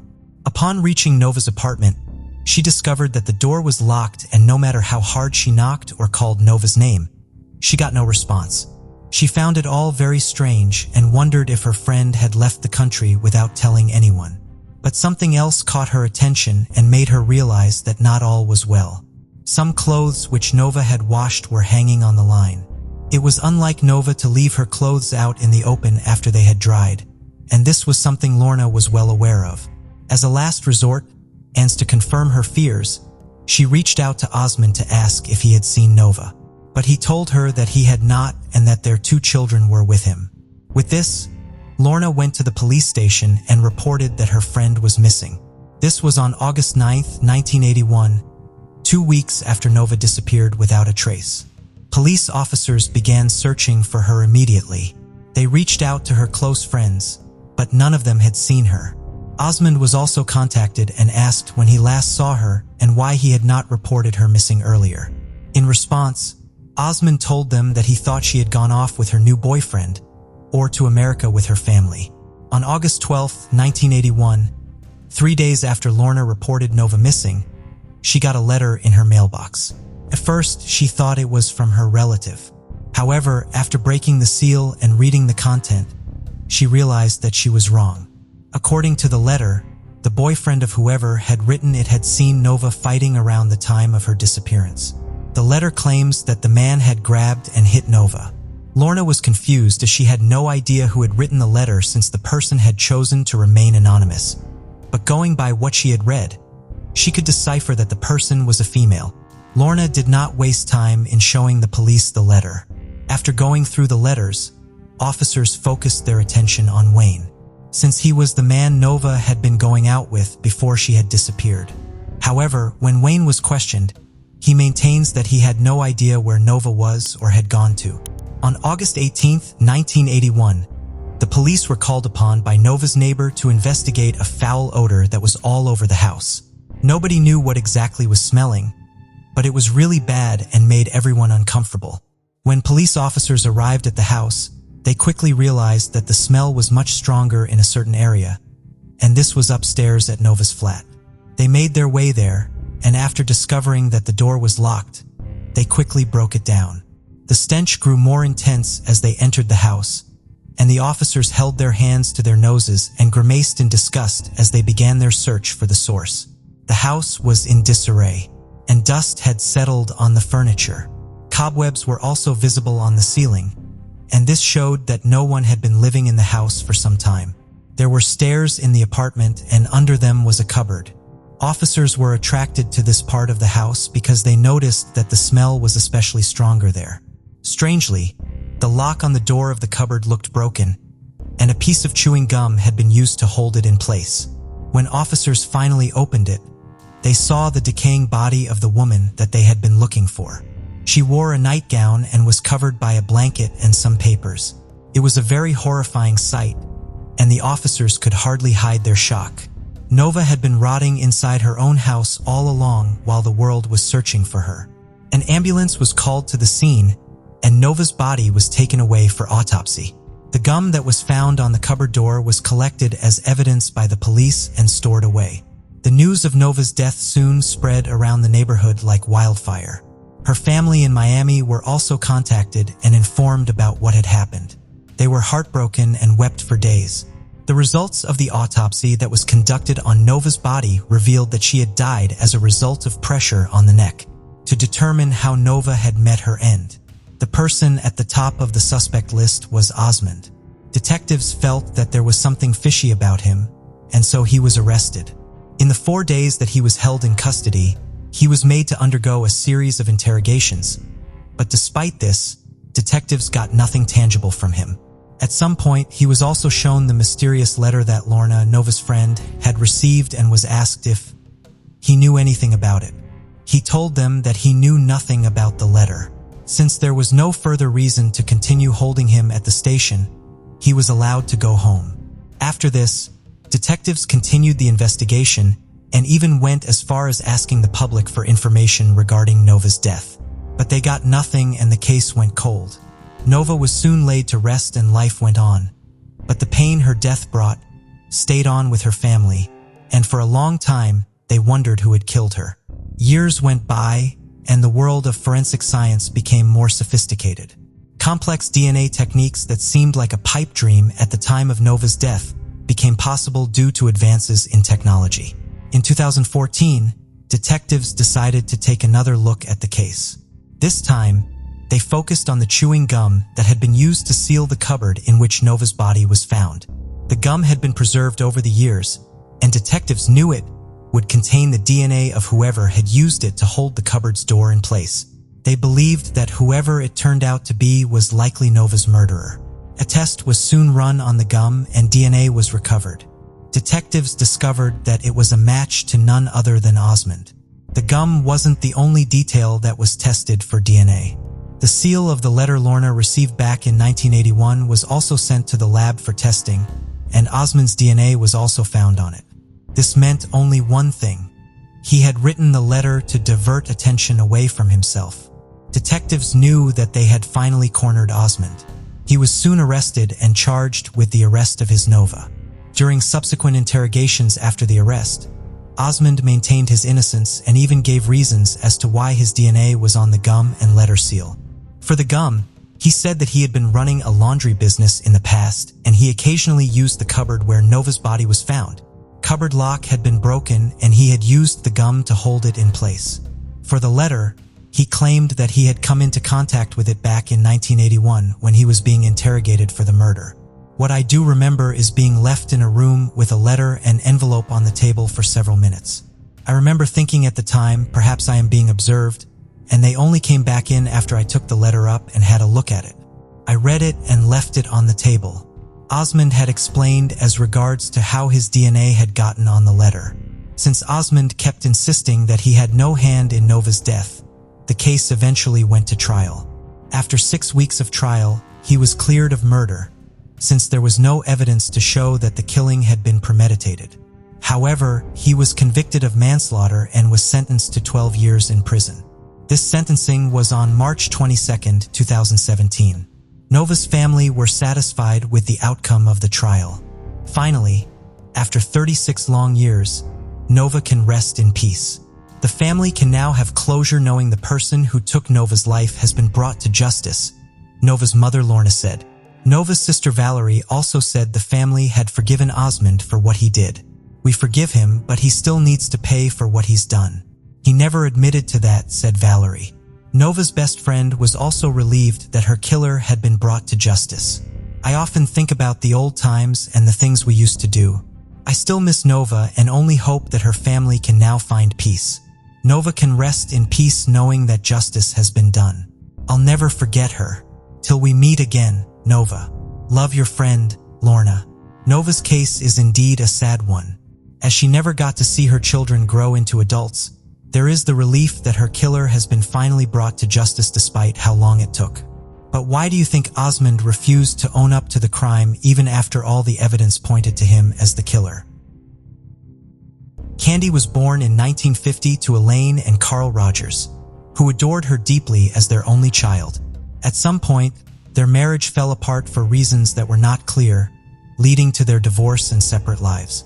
Despite this, Candi stayed with her mother, who worked as a school teacher and cared for her to the best of her ability.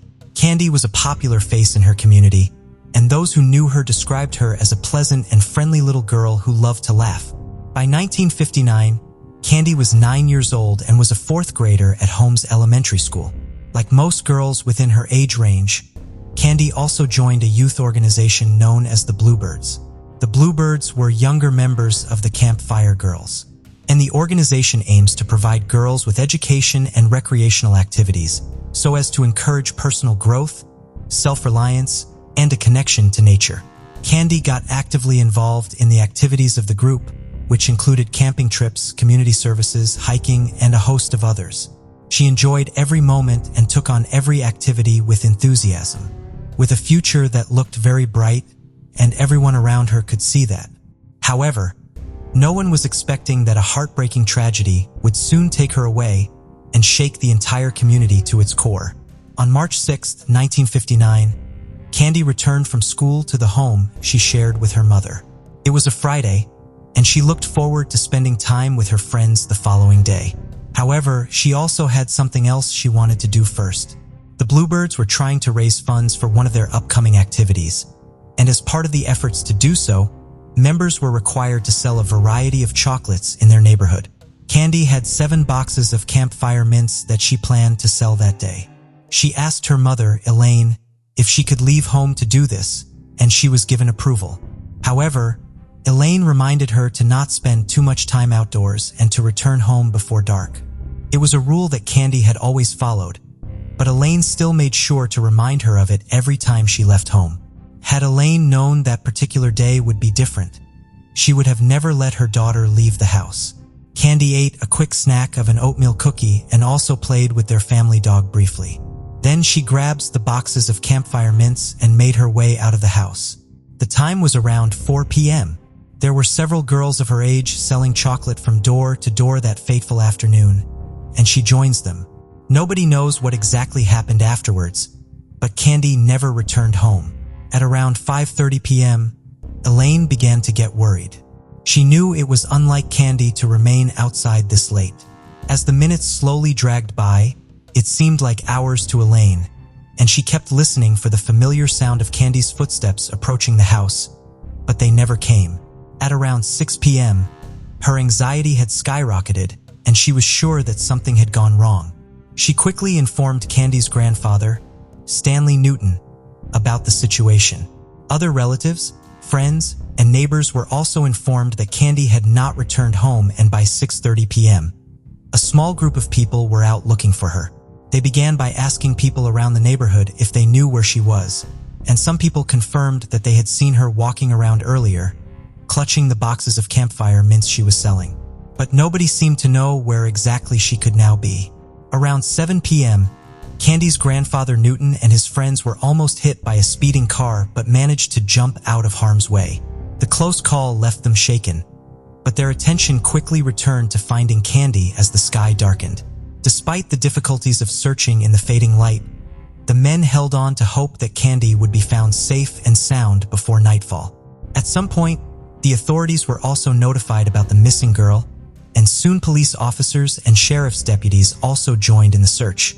At around 9 p.m. that same day, a group of searchers came across some boxes of campfire mints. They were found lying across Pettit Drive, and many believed that they had been the same boxes Candi had been selling. 6 campfire mint boxes were found that night, but Candi had left home with 7.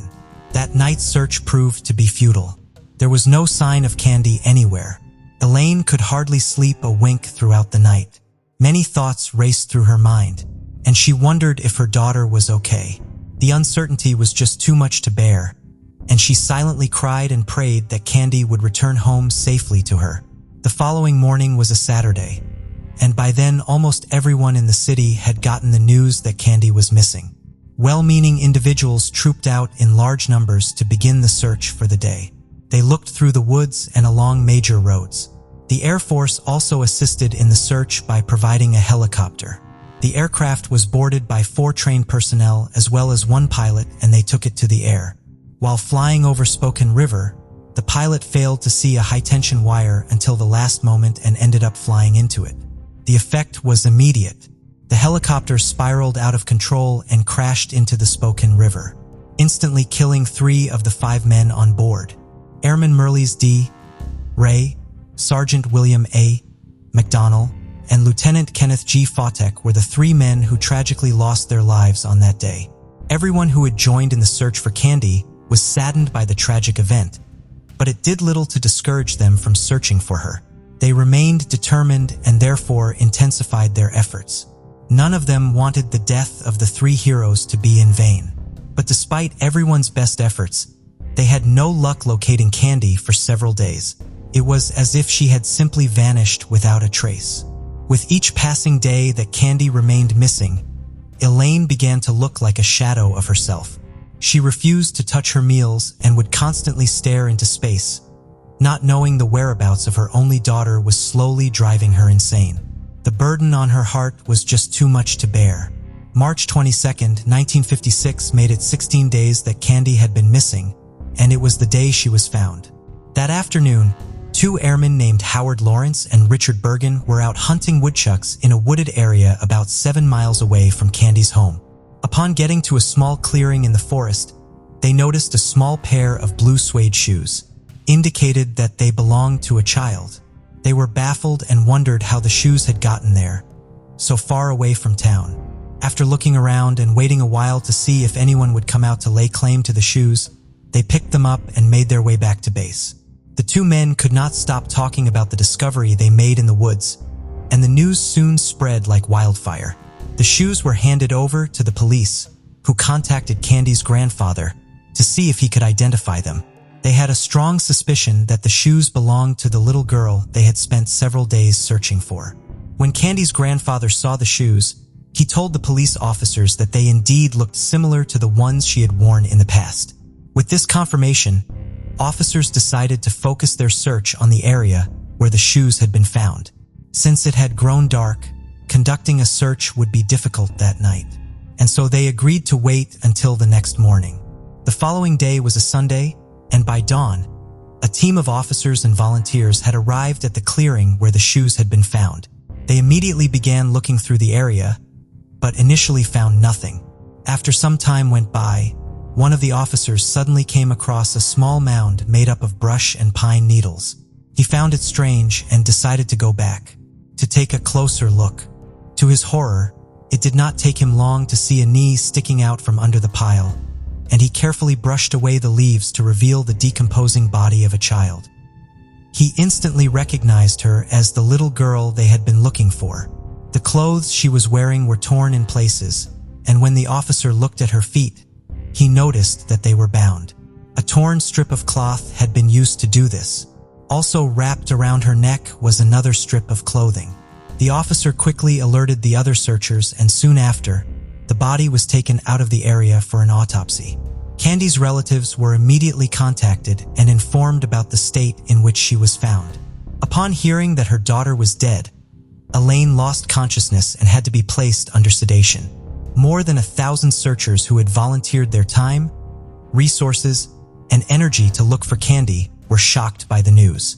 There was a general feeling of dread in the air, and from that moment, many people began to fear for their safety as well as their children's. The result of the autopsy that was conducted on Candi's body revealed that she had been abused and then strangled to death. To find out who the culprit was, we'll put every available man on the case and keep them there till the thing is solved. Police Chief Clifford Payne had told the media at the time. "We know what we're looking for now. We're looking for a maniac," he added. A lot of individuals were questioned, but detectives were unable to get any helpful information. The first person the authorities suspected of committing the crime was an imprisoned serial killer by the name of Hugh Byron Morse, and they had good reason for believing that he had something to do with it. When the autopsy was conducted on Candi's body, a strange purple smear that smelled like grape gum had been noticed on her clothes, and Morse was known for having a special liking for grape gum. But when he was asked about Candi's murder, he denied any involvement in it. Since there was no evidence to show that he was the killer they were looking for, charges could not be brought up against him. However, he remained a prime suspect in the case for a long time. Apart from him, detectives also investigated several tips that poured in after Candi's death, but none of them proved to be of any use. Candi was eventually laid to rest, and her devastated family members hoped that her killer would be brought to justice sooner than later. But several months went by after this, and the case remained a tough one for detectives to crack. In June 1963, 4 years after Candi's death, her father, Carl, sadly took his own life, unable to cope with losing his daughter. At the time, he had been living in a hotel in Walla Walla. Years went by, and Candi began to fade from the memories of many. But her family and the detectives of Spokane Police Department never forgot. This is the kind of case that's been the giant logjam for cold cases. And in Spokane, I keep saying it's the Mount Everest of our cold cases, the one that we could never seem to overcome. But at the same time, nobody ever forgot, said Detective Zach Stormont of the Spokane Police Department, Major Crimes by 2001. There had been a significant advancement in DNA technology compared to the 1950s, when it was non-existent. Candi's clothes from when her body was found have been carefully stored by the authorities as evidence. These clothes were now submitted to the lab with the hopes that the killer's DNA could be identified. Forensic investigators quickly got to work, and they were able to determine that Candi's underwear had S***** on it. They were able to isolate DNA from this, and it was used to create a DNA profile. It was an exciting period for detectives, as they felt closer than ever to solving the case. The newly developed DNA profile was then uploaded to the database, but unfortunately, no match was found. In 2002, detectives compared the DNA profile to that of Morse, who had remained on their radar for a long time. They discovered that he was not the man they were looking for. Nothing of interest would surface for a long time. In September 2006, Candi's heartbroken mother quietly passed away in her home at the age of 82. She died not knowing who had killed her precious daughter. Around 2017, forensic genetic genealogy came to the limelight as a new scientific method being used to solve several cold cases. The method uses DNA analysis and traditional genealogical methods to solve crimes and identify missing persons. In other words, it combines science with family history research to piece together clues and bring justice to victims and their loved ones. With the method gaining popularity, detectives decided to give it a try and use it in helping them solve Candi's murder. A forensic scientist with the Washington State Patrol Crime Laboratory Division got assigned to the case around the time.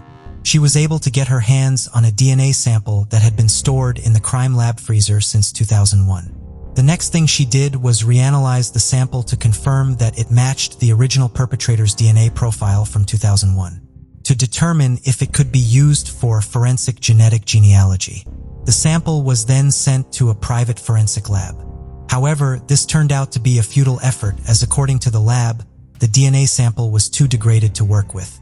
Detectives' hopes were completely dashed when they were given the news, and they could hardly hide their disappointment. A year would go by after this before detectives caught a lucky break.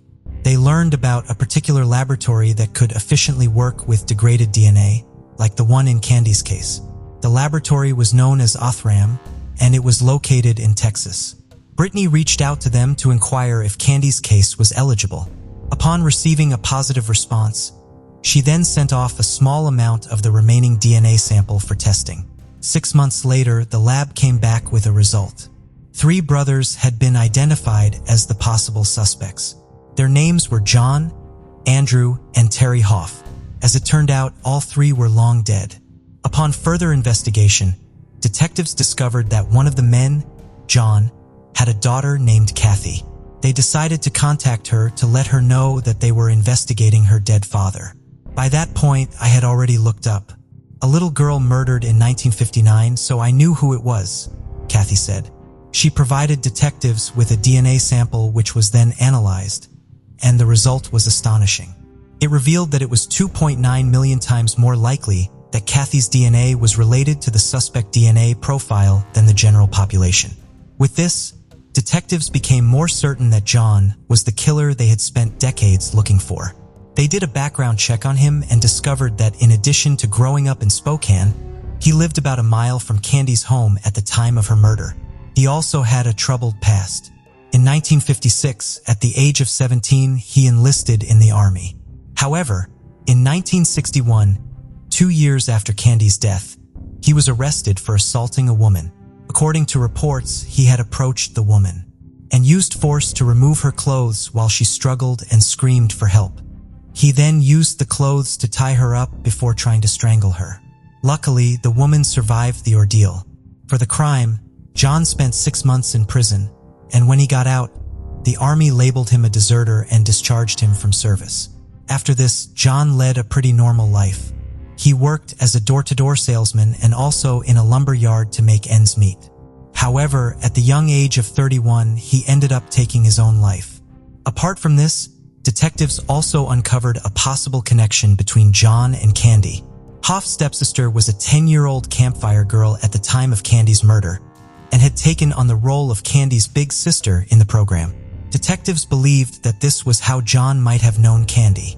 When detectives uncovered all this about John, they decided to take one final step to confirm that he was Candi's killer. With Kathy's permission as well as a search warrant, they traveled to the cemetery where John was buried and exhumed his corpse. A DNA sample was taken from his remains and was then sent to the lab for testing. The result was what detectives expected. John was Candi's killer.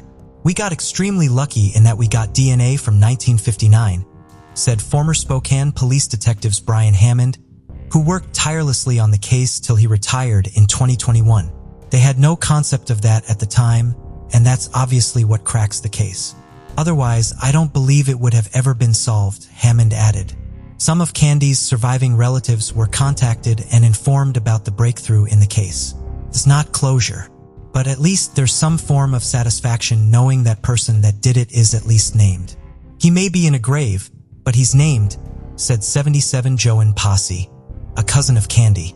Candi's relatives, however, remained saddened by the fact that her grandparents and parents never got to know who killed her. They never saw him pay or die for it or whatever. They went to their grave not knowing, and that was hard, Joan said. As for Kathy, the revelation that her father was the murderer shook her to the bones. "It's just really sad to find out that someone, not even just your dad, but someone in your family could do something like that," Kathy said. "John passed away when she was only 9, and she grew up believing that he had done it out of depression. And now I think, no, he was evil," she said. "It wasn't an escape and away from it, but he got to die with people thinking he was an upstanding man." Kathy also rendered a public apology for her father's crime and the pain it caused the murdered girl's family. "I'm very, very sorry for what my dad did, that he took her life horribly," she said. "I hope that it gives peace knowing that even though it's not really justice because he doesn't get any punishment, his name has this on it now, and they can know it's solved," and remained in the dark for more than 60 years. However, the determination and perseverance of several generations of detectives helped to reveal his identity and bring the bereaved family much-needed closure. But do you think John's murder of Candi was pre-planned or was it a random act? Paul Krashik served in the United States Army from 1966 to 1974, with his experiences during the Vietnam War shaping his perspective. When his daughter Darlene expressed interest in joining the Army after graduating high school in 1985, Paul strongly discouraged her from following his path. His wife Betty Lou shared these concerns for Darlene's safety and also urged her not to enlist. Despite their advice, Darlene remained resolute and determined to pursue her plans. In 1987, she joined the Army and was stationed at Fort Carson in Colorado. She had achieved the rank of specialist and was assigned to the 73rd Maintenance Company. On March 16, 1987, 20-year-old Darlene and several other members of her unit went out to Shuffles, a club on South Academy Boulevard in Colorado Springs that was popular with soldiers from Fort Carson. The group spent the evening dancing and having a few drinks together. Because they had work the next morning, most of the group went home early that night, but Darlene stayed later than the rest of her friends. The last known sighting of Darlene was sometime between midnight and 1 a.m. when a witness saw her leave the club. At approximately 5:20 that morning, March 17, 1987, 2 police officers were conducting early morning business checks. Near the dumpster in the alley behind the Korean club restaurant, they discovered a woman's body. The woman was nude, save for her gray pants, which were pulled down to her ankles, and one sock. She had a black rope around her neck and a wire hanger around her head. The officers found a driver's license nearby, and it identified the woman as Darlene Krashik. The location where she was found was on the same road as Shuffles. Approximately a mile south of it, authorities did not believe that the alley was the site of the crime. Rather, they believed that Darlene's body had just been left there. Darlene had been severely beaten, but her autopsy would show that she had died as a result of strangulation.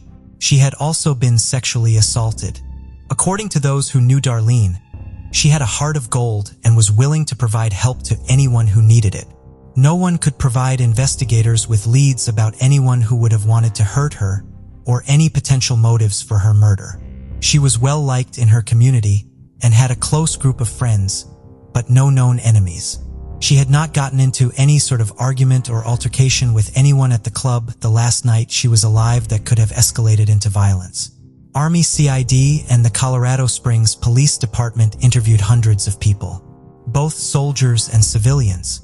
They identified a handful of persons of interest, but were unable to make any arrests, and the case ultimately went cold. While they were unable to pinpoint an exact motive for the crime, investigators did speculate, based on the last phone conversation Darlene had with her mother, that her death may have had something to do with the Army. Just weeks before her death, Darlene was excited about her future in the Army and the opportunities it was providing for her future. However, when she spoke to her mother on the phone a week before her murder, Darlene was upset about something that was going on at Fort Carson and wanted to get away from the installation. She told her mother that she could not explain to her why she was so upset at that time. The Krashik family worked hard on their own investigation into Darlene's case and on keeping her story in the public eye. In 1996, they came to Colorado Springs to distribute flyers asking for information in Darlene's voice. I was only 20 years old. They took my dignity, my pride, and my jacket. Then, without mercy, they took my life. If you know something and think it's insignificant, you're mistaken. It's probably the missing link. Betty Lou and Paul Krashik investigated similar crimes from all over the world, filling up their home office with files and newspaper clippings. As the original investigators retired or were reassigned, the couple would call their replacements to make sure that they knew about their daughter and were working on her case. They kept Darlene's picture with them in their Bible. Darlene's case was reopened several times in hopes that new technology would finally identify her killer. In 2004, DNA from an unknown male was identified on several pieces of evidence and on several areas of Darlene's body. Originally, only a partial DNA profile was identified from this evidence, but in 2016, a much stronger profile was isolated. Unfortunately, no match to this profile was found in local or federal databases. That same year, the DNA evidence was submitted to 2 different laboratories. For further, it was sent to the United States Army Criminal Investigation Laboratory for YSTR analysis, which focuses specifically on the Y chromosome. The evidence was also sent to Parabon Nanolabs that December. Parabon used their snapshot DNA phenotyping program to create an image of what the contributor of the DNA may have looked like at the time of the murder, and in 2016, based on his DNA. They had no way of knowing the perpetrator's actual age, so they had to assign one. The images were generated to show the unknown male in his mid-20s, as he may have been in 1987, and in his mid-50s, as he may have been at the time the images were created. These images were released to the public in March of 2017, but despite the offer of a $10,000 reward from the Army, no one came forward, correctly identifying the man in the images. In early 2019, Army CID and the Colorado Springs Police Department asked Parabon to submit the DNA profile to GED Match, an online genetic genealogy database, and try to use genetic genealogy to identify their suspect. Using this method, Parabon was able to identify several distant relatives of the individual who had left his DNA at the scene. The closest relatives were a woman and her daughter living in Wisconsin, and another woman living in Texas. These women were believed to have a 6th to 9th degree relationship to the contributor of the DNA profile being investigated, meaning they could be as closely related as second cousins once removed, or as distantly related as fourth cousins.